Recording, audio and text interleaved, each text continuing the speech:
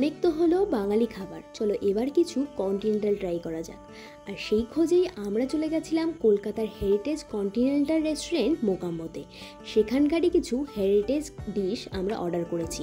যদিও কন্টিনেন্টাল কিন্তু আমার প্রথমবার ট্রাই করা, সেই জন্যই আমার কেমন পার্সোনালি লেগেছে সেটাই তোমাদের সঙ্গে শেয়ার করব।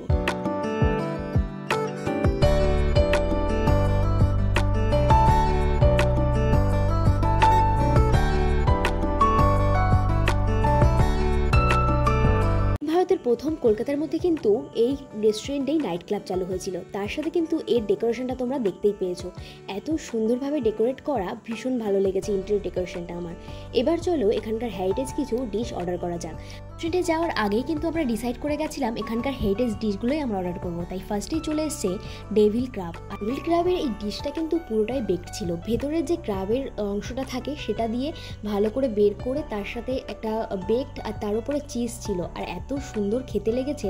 মানে ফার্স্টেই আমি যখন মুখে দিয়েছি পুরো একটা ক্রিমি টেক্সচার, আর যারা ক্রিম চিজ পছন্দ করো তাদের কিন্তু এটা ভীষণ ভালো লাগবে। এত ভালো লেগেছে যে আমি ভুলে গেছিলাম আশেপাশের মানুষও রয়েছে, তাদেরও দিতে হবে, আমি জাস্ট খেয়েই যাচ্ছিলাম।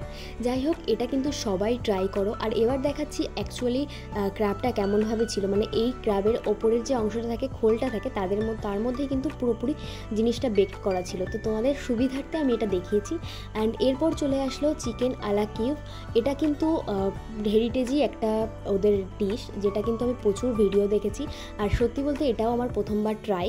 আলা কিউবটা যখন কাটিং করলাম তো ভেতর থেকে কিন্তু প্রচুর পরিমাণে বাটার বেরিয়েছিল, আর ভীষণভাবে এক্সাইটেড ছিলাম যে কখন এটা একটু মুখে দেব। তো চলো সেটা ট্রাই করা যায়। আর এই আলা কিউবের সঙ্গে কিন্তু মানে এটা কিন্তু চিকেনেরই ছিল, তার ভেতরের পোর্শনে ভিতরটা পুরোটা বাটারের ছিল, ওপরে একটা কোটিং ছিল, একটু ক্রিস্পি কোটিং ছিল।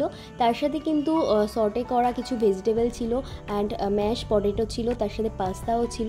তো চলো প্রথম বাইটটা নেওয়া যাক। আর এটা যখন ফার্স্টে মুখে দিয়েছি তখন কিন্তু বাটারের একটা আলাদা ফ্লেভার ছিল, যেহেতু বাটারটা একটু মিশিয়ে নিয়েছিলাম। বেশ ভালো খেতে। চিকেন আলা কিউবটা 2-3 বার খাওয়ার পরে কিন্তু আর বেশি ভালো লাগছিল না, কেন বাটারের একটা আলাদা ফ্লেভার ছিল, যেটা থেকে বেশিক্ষণ খাওয়ার পরে না একটু ভেতরে একটু সমস্যা হচ্ছিল, মানে একটু ভমিটিংয়ের প্রবলেম হচ্ছিল। তো যেই স্মেলটা আমার ভালো লাগেনি সেটাই তোমাদের সঙ্গে শেয়ার করলাম। তবে তোমরা যারা মোকাম্বোতে আসছো অবশ্যই ডেভিল ক্রাব আর আলা কিউবটাও ট্রাই করো, কেন কি এখানে মোকাম্বোতে আসার পরে আলা কিউব ট্রাই না করলে মানে এটা বলা যায় যে তোমরা মোকাম্বোতে আসোই নি। তো এই জন্য একবার হলে ট্রাই করো, আশা করি তোমাদের ভালো লাগতে পারে। এরপর আমরা অর্ডার করেছিলাম বিরিয়ানি। শুধুমাত্র কন্টিনেন্টাল নয়, এখানে কিন্তু বিরিয়ানিও পাওয়া যায়। তো বিরিয়ানির টেস্টটা কিন্তু বেশ ভালো লেগেছে, মানে একটু আলাদা ফ্লেভার পেয়েছি এখানে।